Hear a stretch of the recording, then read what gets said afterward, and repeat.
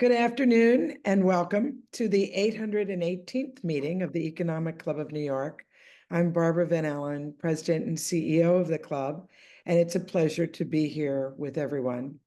Recognized as the premier nonpartisan forum in the nation for discussions on social, economic, and political issues, the Economic Club has been around now for over a century. So we are proud of that tradition, and we continue to host events of all types with a nice tradition of excellence, which continues up to today, of course. I'd like to welcome warmly some students joining us today from Pace University. Welcome to them. We also want to welcome attending members of the 2025 class of ECNY Fellows, a select group of diverse business executives that are part of our year-long Fellows program. And I'm delighted to say applications for the 26 Fellows program are now available on our website. So it's my honor to welcome our very special guest, Arianna Huffington. Arianna is the founder and CEO of Thrive Global, the founder of the Huffington Post, the author of 15 books, including international bestsellers, Thrive and The Sleep Revolution. In 2016, she launched Thrive Global, a behavior change technology company with the mission of improving health outcomes and productivity. Originally from Greece, she moved to England when she was 17 and graduated from Cambridge University with an MA in economics. At 21, she became president of the famed debating society, the Cambridge Union. She's been named to Time magazine's list of the world's 100 most influential people and the Forbes most powerful women list. Today's format will be a fireside chat in which we're delighted to have Time's Chief Executive Officer, Jessica Sibley, doing the honors of moderating. As a reminder, this conversation is on the record, and we do have media on the line. If you have questions you'd like to share, please enter them in the chat box. Time permitting, we might be able to address them during the discussion. Without further ado, I'm happy to pass the time over to you, Jessica. Hi, Barbara, and thank you so much. I like how you said pass it over to me time at time, and it's wonderful to be here with all of you today and to talk to Arianna. I think you set the stage very well in giving the background and the bio. I just want to mention you, Arianna. You're not just a Time 100, one of the most important influential people in the world as named by Time, but you've done that more than once. You've done that twice, 2 years. You've also been on the cover of Time, and you frequently write op-eds for Time. So I'm extremely grateful on behalf of Mark and Lynn Benioff, our co-chairs and co-owners of Time, as well as the entire Time organization and me as CEO. I'm actually here in San Francisco. I'm here joining the Salesforce team at Dreamforce. I know you've been here and you've spoken at Dreamforce, the largest AI conference in the world this week, and really excited to take my morning with you. We are here today to talk about your incredible journey, and we're going to get into that, but also how small daily behaviors can really transform our health and our performance and the future of human well-being. And again, so timely, especially where I am right now, kind of in the epicenter and the anchor of AI, the age of AI. So Arianna, let's get started. My first question and the first session is really about your journey and your founding of Thrive. You've had such an incredible journey. It's been very global, from Greece to really around the world. How has that shaped sort of your view as an entrepreneur, as a CEO, and as a leader? Well, first of all, Jess, thank you so much for being here, for doing this conversation with me. As you know, I love and admire you, and I think you've done such an incredible job as Time CEO. And I love our partnership. I love writing for you. And I'm so sorry I'm not at Dreamforce. It's one of my absolute favorite events.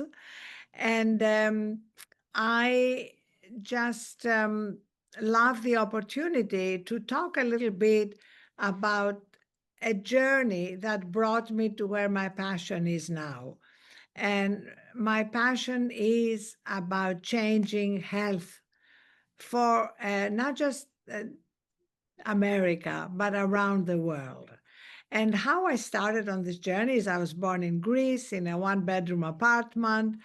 I had an amazing mother who made me believe that I could aim for the stars, but also made me trust that if I failed, there would be another adventure.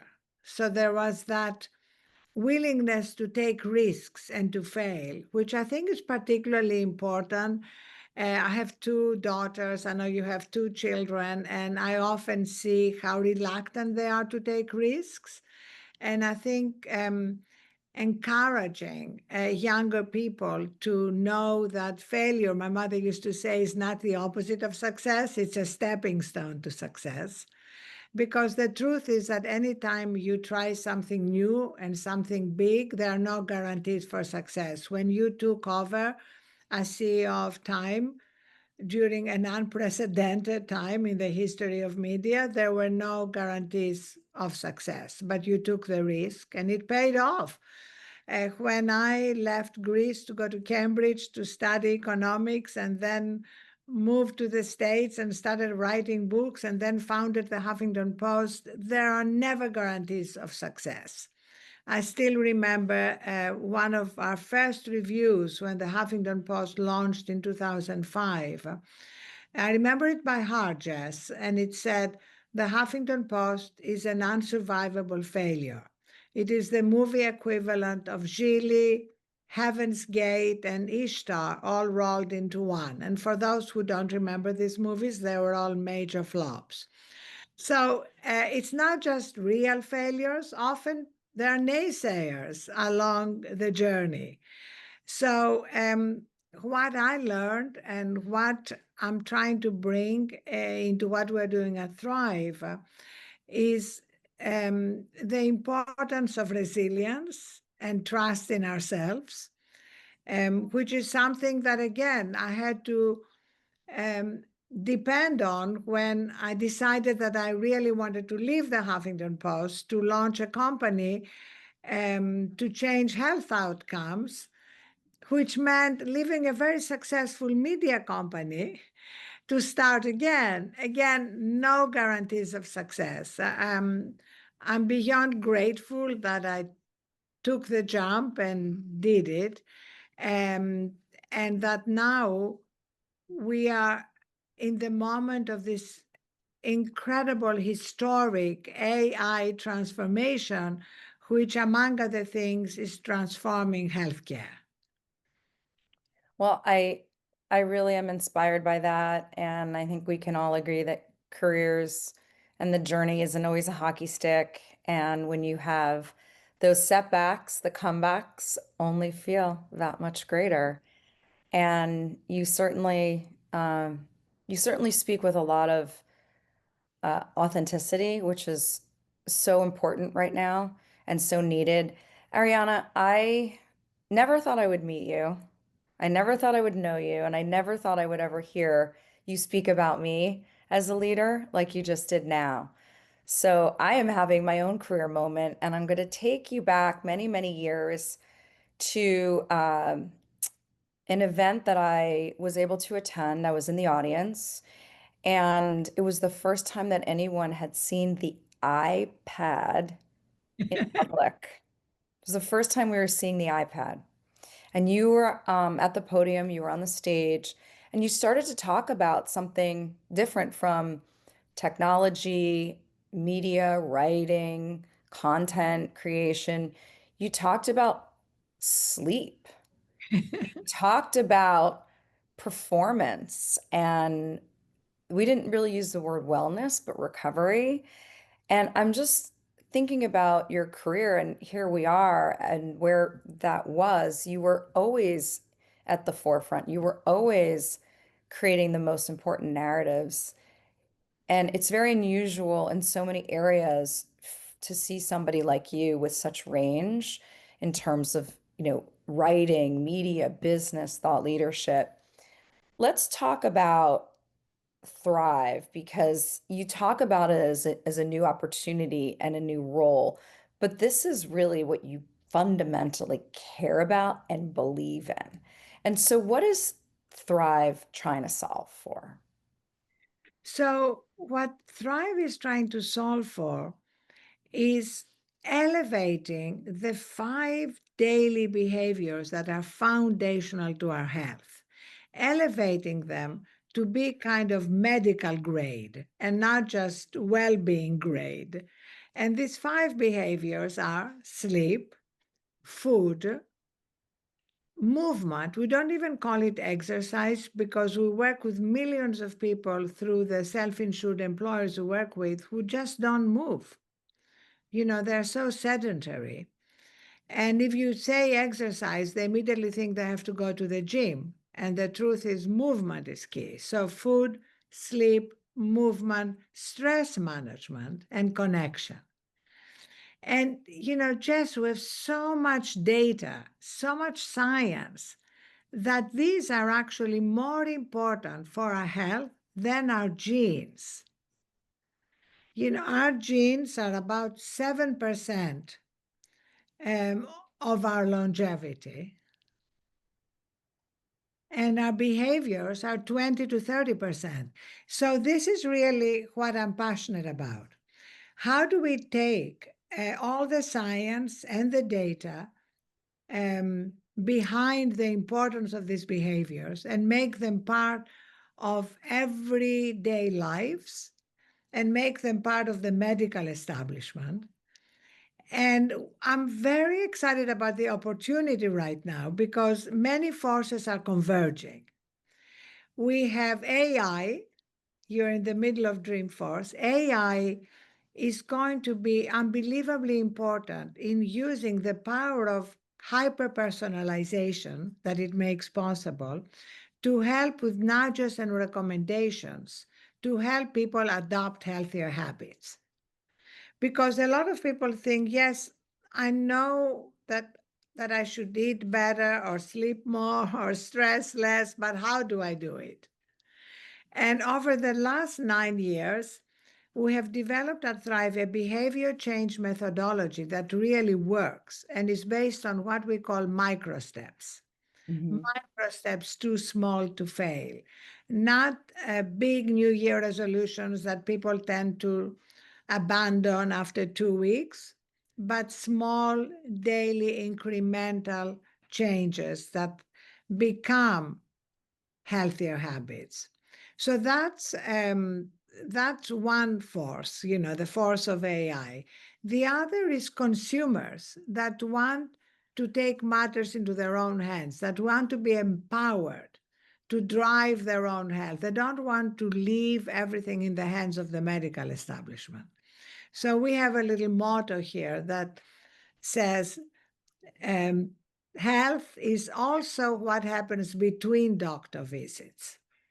Jess, we're getting away from the idea that you have your executive physical once a year and that's health. What are you doing the other 364 days? The third is a lot of policyholders who are now emphasizing the importance of eating healthy, avoiding ultra-processed foods, sugary sodas, etc. And also the fact that we see pharma companies, we've worked together with Eli Lilly, and we've seen pharma companies like Eli Lilly wanting to transform themselves from just a drug medicine company to a holistic health company. So Eli Lilly has actually partnered with Thrive. So when people go to Lilly Direct, they get their drug, whether it's a GLP-1 like Zepbound or Manjaro or a migraine drug, any drug, and then they get coaching from Thrive for free. And incentives are aligned here because a lot of people do not comply with their prescriptions. Their adherence is often very low. So even the most life-saving drug doesn't work if you don't take it. So all these forces converging at this moment gives us an opportunity at Thrive to really affect health outcomes. And that's my passion. That's what I want to spend the next few years engaged in. We've been covering and writing about health for over 100 years. It's one of our largest platforms. We launched longevity to really talk about living longer, but living healthier and preventative care versus sick care. So we are very much also making sure that we're doing our part to amplify and tell these stories and focus on the leaders who are shaping the future of health today. Let's get a little tactical for our audience. Give us one small example of what change you can make today. You talk about habit stacking and some of your favorite micro steps. Personally, I remember, you start and you think about your first 60, 90 days, new CEO at a new company working for the biggest CEOs of our generation. And you just reminded me when we met in my first 90 days how important recovery is, how important rest is, how important that is for athletes, those in the highest performing positions in military, and the stamina that you need as a CEO. And that resonates with me today. I found my hacks to make sure that I incorporate that in my routine. Share some of the others with the audience. Well, I will remember just in your office, in your first 90 days, um, talking about recovery being part of peak performance. And I love looking at how elite athletes do it because it's a great example of how to be able to perform sustainably as a CEO or in any position. You need to give yourself time to recharge and refuel.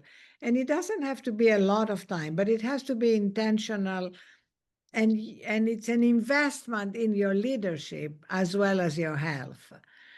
And there are so many micro steps. Thrive has thousands of micro steps, and they have all been embedded in our AI coach, as that the coach has been trained on our methodology, on all our micro steps, and that's why it doesn't hallucinate. It's not trained on the web. It's only trained on peer-reviewed literature and our own methodology. So if you take, I want to mention just two micro steps. One is about stress, and the other is about food. So stress, as you know, as everybody listening knows, is unavoidable. I have not met a single person in my life who has no stress in their lives. But cumulative stress is avoidable. And it is cumulative stress that leads to either dysfunctional behaviors like binge eating or binge drinking because you end your day marinated in cortisol hormone and you are trying to do something to bring yourself down, or high blood pressure or many adverse cardiometabolic effects. But if we only remember that it takes 60 to 90 seconds, according to neuroscience, to course correct from stress and interrupt the stress cycle, then this is something we can all do. So Thrive has launched hundreds of micro steps that we call resets, that are 60-second reminders to take some deep breaths consciously, to focus on what brings us gratitude and joy, put some music on, quotes, and create our own personal reset. Jess, I have to create a reset for you. It's the simplest thing. If you're on the Thrive platform, you just bring together pictures of people you love, pets you love, music you love, quotes you love, and in 60 seconds, Maybe when you're anxious or stressed, you can remind yourself of what you love about your life. So this is just 60 seconds. And I've never met anybody who's told me, I don't have 60 seconds. When it comes to food, a lot of people say it's too expensive to eat healthy, and I don't have the time. So we created a cookbook, which we can, it's obviously available digitally, but we also have copies for free. It's not a profit center. It's an aid to changing behaviors. But we made it engaging. You know, normally when doctors talk to people about nutrition, they will either tell them, if they talk to them about it, which doesn't happen all the time, but they are likely to tell them, go on a Mediterranean diet or eat your steamed broccoli.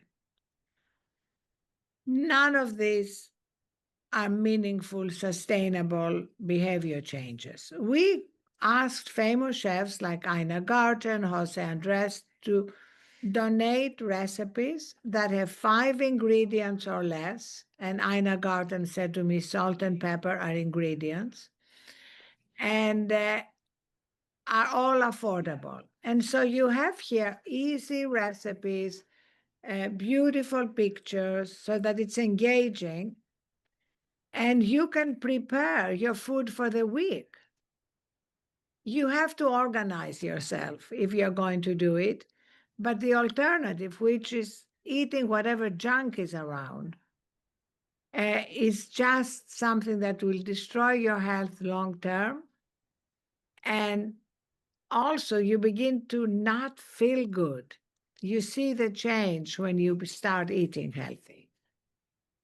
I think that's so important. You're making things accessible and easy so that while we talk about failures in career and in life, this framework is attainable and it's not hard and it's not again hearing things that you're just like, oh, maybe I could do that for a day and then I can't.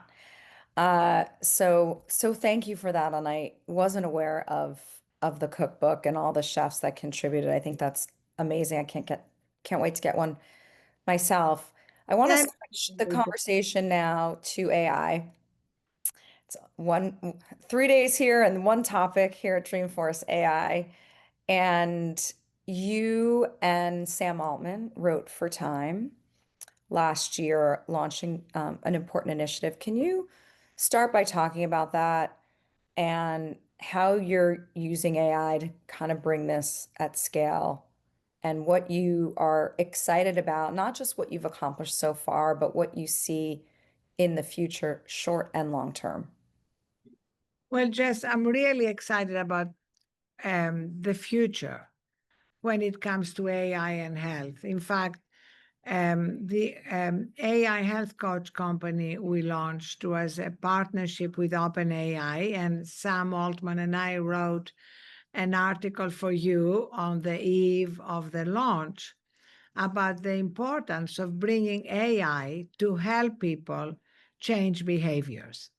So the way we structure the company is to bring in some important strategic investors who are helping us distribute the coach and accelerate the coach's impact.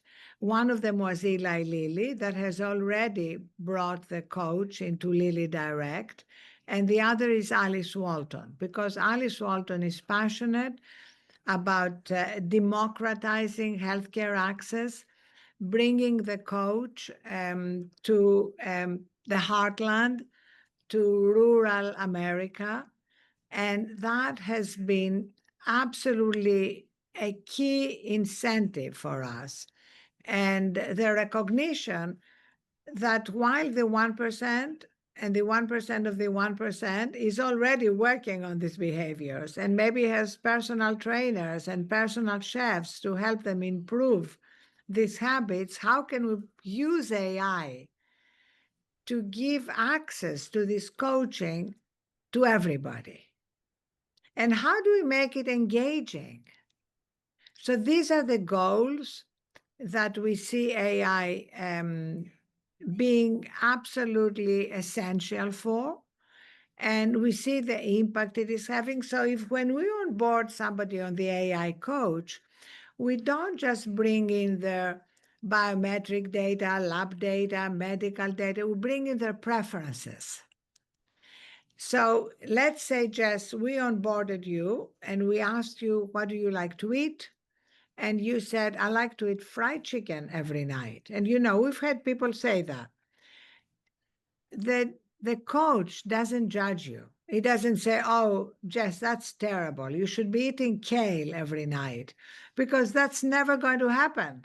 You may eat it one night. We have to start you small. So we can say, okay, instead of frying it in canola oil, can you fry it in olive oil? You start small and you can transform people's habits one micro step at a time. So this is just one example of what the AI coach can help you do. Or in the morning, when you wake up, the coach will remind you to drink a glass of water before you have your cup of coffee, or to take 1 minute to focus on your breathing, on what you're grateful for, what's your intention for the day. The coach is never going to tell you, Jess, can you take 20 minutes to meditate before you go to the Dreamforce arena? We need to make it all manageable, sustainable, and we need you to get victories about it, because the behavior change journey has been a journey of failures for most people. Big intentions, sustained for 2 weeks, you abandon them, you feel defeated. We need to change all that, and AI is critical for helping us be a GPS on this healthcare journey, the way the GPS in your car just doesn't judge you, right? When I drive in LA and I take the wrong turn, the GPS doesn't say, oh, this was such an idiotic thing to do. I told you to turn right. But the health journey has been full of judgments, and we need to change that. Oh, I love that. Great examples and analogies.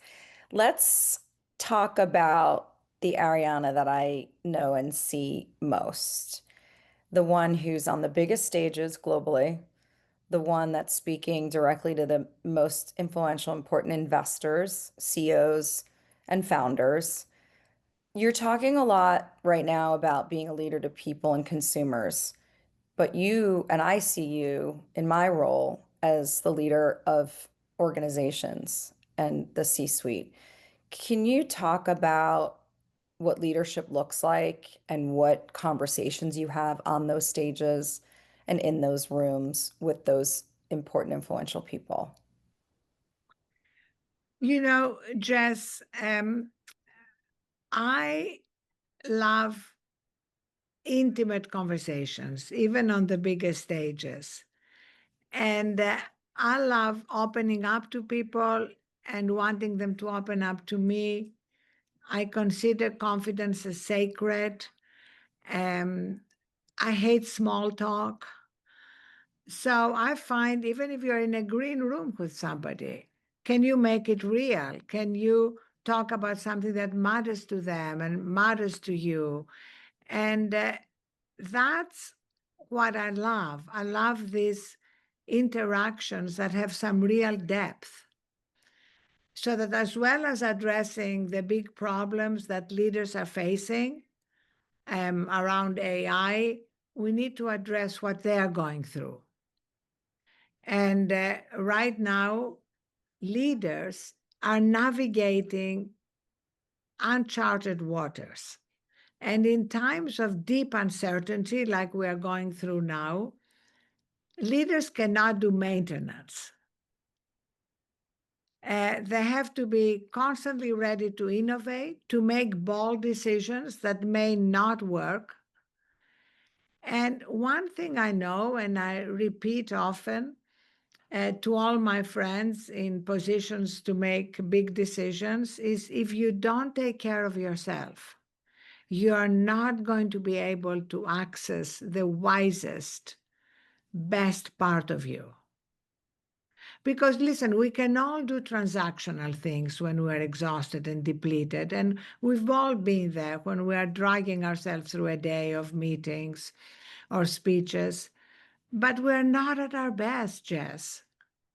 Right? I know that when I'm depleted and exhausted, I'm not my most creative, most intuitive, most empathetic self or leader. So, for the sake of being what I call in the eye of the hurricane, in the middle of the hurricane that all leaders are going through, we need to remember investing in ourselves, finding joy in what we're doing, even in the challenges. And then we can come up with the great ideas. Why do you think people come up with great ideas in the shower? Because we're disconnected from our phones and all of the incoming, and we can tap into something deeper in ourselves.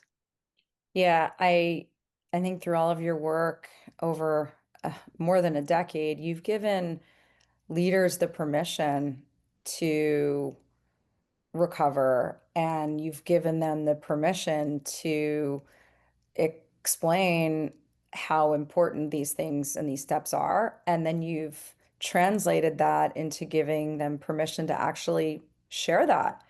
So a CEO running with Hans from Verizon, and just really showcasing how technology is intersecting. And I see you're wearing an Aura ring, I believe, and how that is just, again, leading by example and sharing that in ways with the stakeholders is important, because then you try to emulate those behaviors as well. So I think you've really been leading that. We're getting Mark, close. I remember doing a fireside chat with Mark at Dreamforce, and we're both wearing, that was like, I think, 2018 or something, and we're both wearing our Aura rings and talking about it. And he's another big proselytizer. So that anytime we discover something that works for us, we want to share with the world. And you're like that, Jess, too. And when you and I run into each other anywhere, there's no small talk. Even if we have 5 minutes, I'll tell you, what am I going through? What are you going through? And I think that intimacy is something which not just leaders, but everybody needs, especially during turbulent times. Well, you always ask me how I'm doing. And you And always tell and me. how I'm sleeping. So those are okay. We're getting close on time. I have to ask this question. Here we are. It's amazing how all we're doing is talking about technology, and there's 50,000 attendees, probably more, 100,000 listening to live stream here at Dreamforce. When we think about the intersection of technology, wellness, but really about humanity, what are you most hopeful for? What I'm most hopeful is the fact that AI is going to be more intelligent than we are. Some people think it's already happened. Some people think it's going to happen by 2030, but it's definitely on the roadmap. I consider this a forcing mechanism for us having a conversation which you have been neglecting for many decades. And this is then, who are we? If we're not defined by our intelligence, if we're not defined by our IQ, if Descartes was wrong and that I think therefore I am is not who we are, then who are we? I personally believe profoundly that we are soul, spirit, consciousness. And when we remember that, when we tap into that center of peace, wisdom, and empathy that we all have in us, then we're much more resilient and we can navigate these very uncertain times much more effectively. So that's what I'm really excited about. And it's paradoxical because technology can actually help us discover our deeper humanity. Well, Arianna, it's wonderful to see you. I can't wait to see you next time in person. Thank you so much for the time today and for the conversation. Thank you, Jess. Thank you, Barbara. Well, thank you both. That was a really fun conversation with lots of insights. I think you get, and we're going to all look for that recipe book. That sounds good. Okay, Barbara, if you let me know somewhere I can post it Okay. for everybody, I'd love to do that. Okay. Also, I can post a way to subscribe to my newsletter, which is free and includes all my Time articles, and give people a way to follow me on LinkedIn so we can continue the conversation. Sounds great. Well, I again, thank you both. I just want to real quickly run through our robust lineup of speakers this fall. And particularly next week, we have 3 events starting next week. We're fortunate enough to be hosting the Honorable Hakeem Jeffries, the U.S. House Democratic leader. He'll be joining us for lunch on the 20th.